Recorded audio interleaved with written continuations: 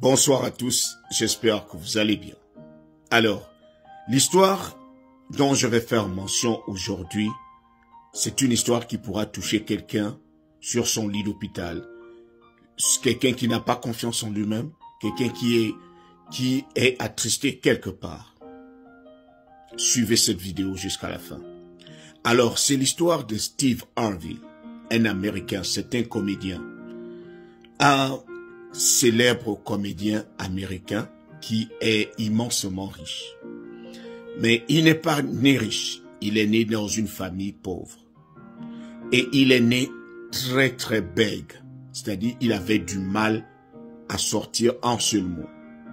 L'histoire de Steve Harvey est particulière tout simplement parce que de quelqu'un qui est né bègue, mais qui finit sa vie à la télé, en train de présenter des émissions, en train de motiver les gens, en train de conseiller, de donner des conseils solides aux femmes et aux hommes. Cette histoire commence quand il était jeune. Comme je vous l'ai dit, il était dans une salle de classe avec les autres et tous les autres se moquaient de lui parce qu'il ne pouvait pas prendre la parole en public. Il ne pouvait pas avancer deux mots.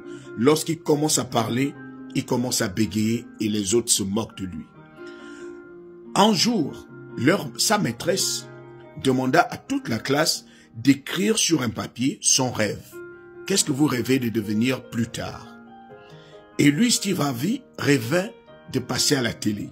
Et il a écrit « J'aimerais passer à la télé ». Lorsque sa maîtresse a commencé à lire les rêves des autres, elle s'est arrêtée particulièrement sur Steve Harvey. Elle a appelé Steve Harvey devant. Elle lui dit « Non, viens ici ».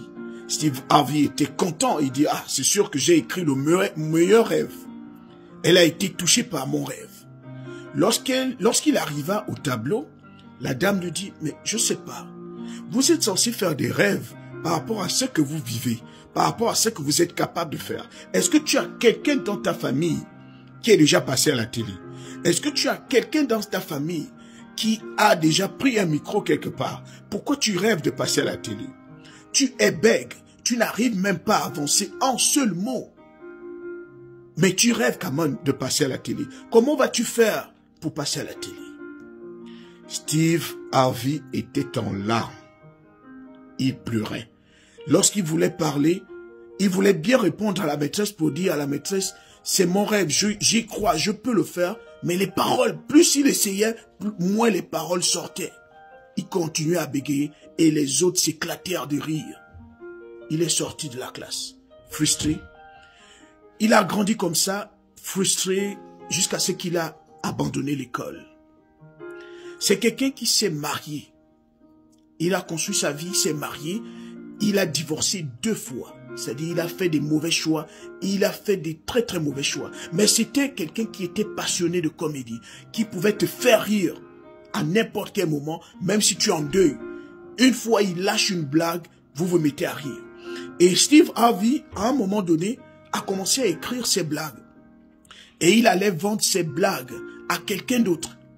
Quelqu'un d'autre, cette personne-là, allait dans une salle de comédie et se faisait de l'argent avec les blagues de Steve Harvey. Jusqu'au jour où Steve Harvey, en allant chez cette personne-là, tombe sur sa petite amie. Il lui dit, non, je suis venu vendre mes blagues. La petite amie lui dit, mais c'est toi qui écris les blagues là? Ces blagues sont des cartons dans là où on est en salle de comédie. Pourquoi toi-même tu ne pars pas raconter les blagues? Il dit, non, mais je bégaye et tout. Et puis j'ai le trac, j'ai du mal à supporter le regard des gens. Elle dit, maman, papa, affronte ta destinée. Il va arriver un moment où il va falloir affronter ta destinée. Tu vas prendre le taureau par les cornes. Tu vas arrêter d'utiliser les autres pour que tu réussisses. Il faudrait que toi-même tu passes par le devant de la scène. Tu es un leader. Tu dois affronter ta destinée.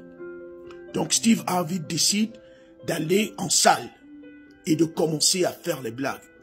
Une fois il est allé en salle, il a commencé à faire des tueries. Tout le monde, il y avait des gens qui passaient avant lui, mais les gens qui étaient éliminés. Une fois il est arrivé, il n'est plus jamais parti de là. Il s'est fait de l'argent. Et aujourd'hui, il est devenu multimillionnaire. Il fait partie des plus grands milliardaires des États-Unis. Et vous savez ce qu'il a fait de sa maîtresse?